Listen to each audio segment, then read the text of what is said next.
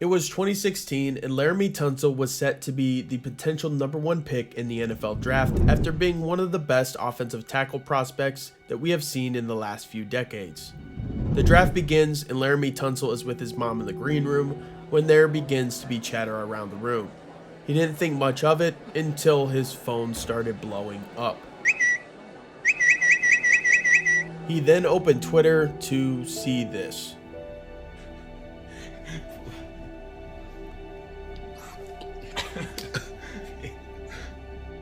The worst part is, this video was tweeted from Laremy's own Twitter account.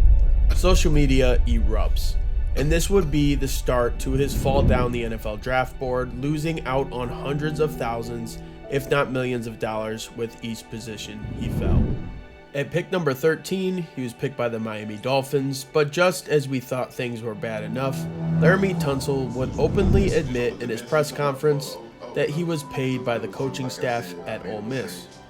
Hey, at least he's honest. Was it an exchange between you and your coach of money?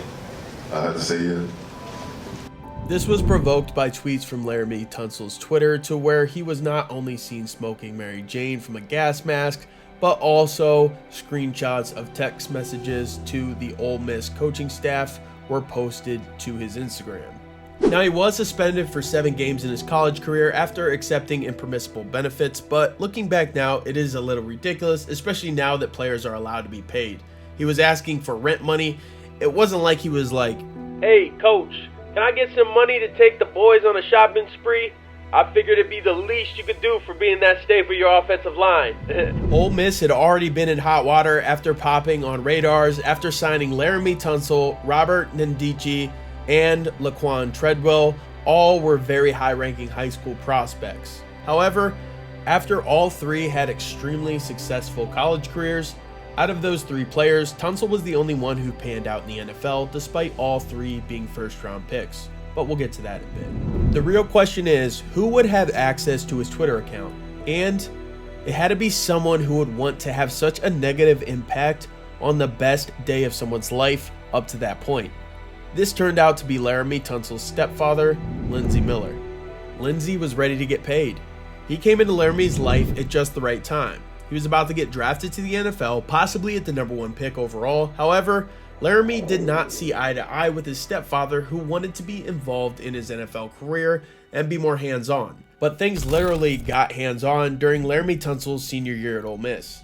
Police responded to a domestic violence call where Lindsey had reportedly put his hands on his wife as well as Laremy, and that didn't go over too well, and Laremy was arrested on domestic violence charges. Lindsey would go on to sue Laremy, and Laremy sued him right back, and Lindsey attempted to represent himself in court, and it was a complete fail, so he decided to go to the NCAA and tell them that Laremy has been getting compensated by Ole Miss, and Lindsey would have a surprise waiting for him on draft night.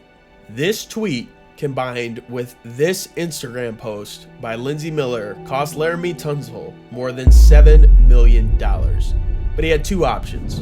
It was either time for him to get back at his stepfather and go after him, or take the 4 years, $12.4 million from the Miami Dolphins, and put his helmet back on and get to work. And this is what he did, getting better and better every year, and in 2019, he was traded to the Houston Texans. He does not have an agent, and this is where things get pretty interesting.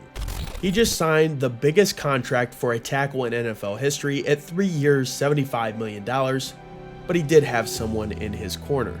Meet Saint Omni, the mystery man. Never in the same place twice, and doesn't give out his cell phone. He is not registered with the NFLPA, and the NFL sent a memo out to all 32 teams saying Mr. Omni is prohibited from negotiating player contracts or discussing potential trades on behalf of any NFL player or prospective player, or assisting in or advising with respect to such negotiations. This is one of the NFL's biggest mysteries, because if a non-certified agent is not allowed to represent players, however, the players are representing themselves, but giving credit to Saint Omni after getting an extremely player-friendly deal, I don't know. And he got Roquan Smith this record-breaking contract for the linebacker position. The only public information that we have on Saint Omni is that he is listed as the director of football at Lifeline Financial Group. His Facebook, which has since been deleted, he had listed himself as a business consultant and manager for high-profile NFL athletes and celebrities, leaving us to wonder, could Saint Omni be an alias for someone who is already a high-profile individual? I don't know. Comment, let me know. Good thing there is a website for the Lifeline Financial Group, but you just get a nice picture of the logo. This is either bad business or just a flex, like, find me. Laremy was just on the Pat McAfee show giving credit to Saint Omni, and could this be him? You know, he just always there when I need him. So. You know? That was He's him. always there when I need him. That was him. Hold on, was that his ass right there, Laremy? That was him. Either way, I am glad to see Laremy get a record-breaking contract, not only because he lost out on millions from his stepfather's actions on draft night, but also because he has done everything else right since. He has kept his nose clean, he hasn't failed any drug tests, and he hasn't been arrested. He's just been cashing big checks, which is the best Lindsey Miller flex.